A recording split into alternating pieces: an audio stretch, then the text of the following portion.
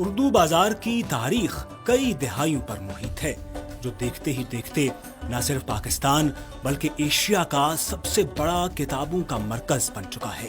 اس بازار میں لاکھوں کی تعداد میں کتابیں اور ہزاروں کی تعداد میں کتب خانے اور چھاپہ خانے موجود ہیں۔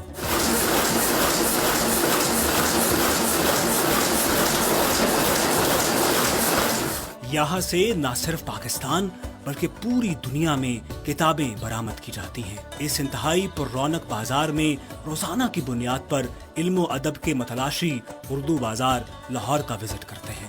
سائنس ہو، ٹیکنالوجی ہو، فنون لطیفہ ہو، تاریخ ہو یا علم و ادب، دنیا کے ہر موضوع پر ہر طرح کی کتاب اپنی ضرورت اور ذوق کے مطابق یہاں سے حاصل کی۔ اگر اردو بازار کو تاریخی حوالے سے دیکھا جائے تو انگریز دور حکومت میں مطبع خانے بام عروج تک پہنچے تھے، اور لاہور میں بنیادی طور پر پہلا پریس سن 1850 میں مطبع کوہ نور کے نام سے قائم کیا گیا، جسے منشی ہر سنگھ رائے نے قائم کیا تھا۔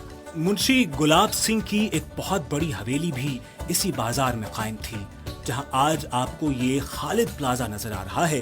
اس پلازا کو انجمن تاجران اردو بازار کے صدر خالد پرویز نے تعمیر کروایا ہے۔ اردو بازار کا پہلا نام موہن لال روڈ تھا، جو منشی ہر سنگھ رائے کے بیٹے تھے۔ اندرون لوہاری میں جتنے بھی چھاپہ خانے موجود تھے وہ سب آہستہ آہستہ موہن لال روڈ پر منتقل ہونا شروع ہو گئے، اور دیکھتے ہی دیکھتے موہن لال روڈ کی وسعت میں اضافہ ہوتا چلا گیا۔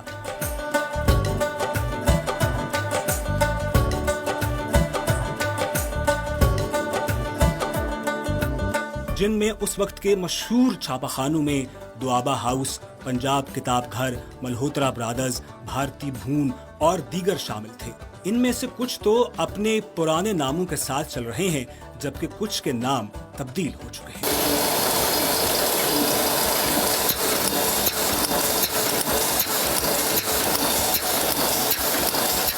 مکتبہ معین الادب کے بانی معین احمد نے سن 1948 میں موہن لال روڈ کا نام تبدیل کر کے اردو بازار رکھا، جسے اس وقت کے مشہور لوگوں نے تسلیم کیا۔ جہاں آپ بیٹھے ہیں، کتابوں کی دنیا میں ایک بہت بڑا نام تھا موہن لال۔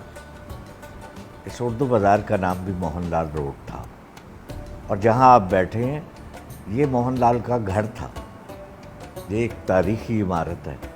یہ گلاب سنگھ اور موہن لال کا گھر تھا۔ یہ سامنے اس کا پریس ہے، آج بھی گورنمنٹ پریس کے نام سے جانا جاتا ہے۔ ایک تاریخی عمارت ہے اور تاریخی بازار ہے، کیونکہ اس کو ہم کہتے ہیں علم و دانش کا بازار۔ پاکستان بننے کے بعد ہمارے سینئر رہنما تھے معین صاحب، انہوں نے اس کا نام اردو بازار، اس وقت کی جو کیبنٹ تھی اس نے اس کا نام اردو بازار کے طور پر رکھا گیا۔ اور اس میں آج بھی پاکستان سے بلکہ پاکستان سے باہر سے لوگ آتے ہیں، اور یہاں ایجوکیشن کے متعلقہ، دین کے متعلقہ، قرآن پاک کے متعلقہ تمام پروڈکٹ یہیں سے سپلائی کی جاتی ہے پورے پاکستان میں، اور اسلامی ممالک جتنے بھی ہیں یہاں سے کتابیں جاتی ہیں۔ جو چھاپہ خانے آج بھی اردو بازار میں قائم و دائم ہیں، ان میں Sheikh Ghulam Ali and sons, M R brothers, Ilmi book house, Chaudhry academy, Punjab Kitab Ghar, Awami book house, M Jahangir and sons وغیرہ شامل ہیں۔ آج اردو بازار لاہور کی وسعت میں بہت اضافہ ہو چکا ہے۔ یہاں اب نہ صرف چھاپہ خانے موجود ہیں بلکہ اسٹیشنری کا ہر قسم کا سامان بآسانی اور ارزاں نرخوں پر دستیاب ہے۔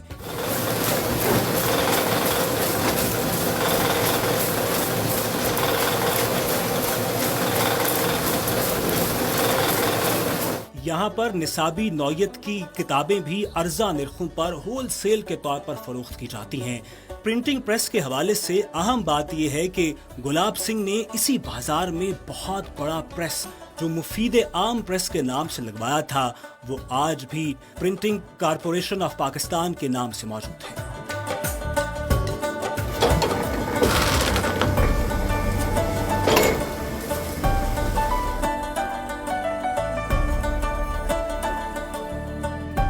نامور لکھاری اور مشہور شعراء حضرات اور ادیبوں کا بھی اس بازار میں آنا جانا رہا، جن میں مولانا ابوالکلام آزاد، عطا اللہ شاہ بخاری، شورش کاشمیری اور دیگر مشہور شخصیات شامل ہیں۔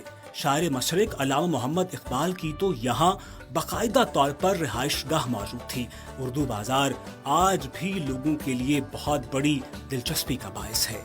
کتابوں، کاپیوں اور اسٹیشنری سے سجا اردو بازار صبح سے لے کر شام تک اہل علم و ادب کے متلاشیوں کا تانتا بندھا رہتا ہے۔ ایسے ہی تاریخی، منفرد اور پر رونق بازاروں کی بدولت شہر لاہور آج بھی دنیا بھر کے سیاحوں کی توجہ کا مرکز ہے۔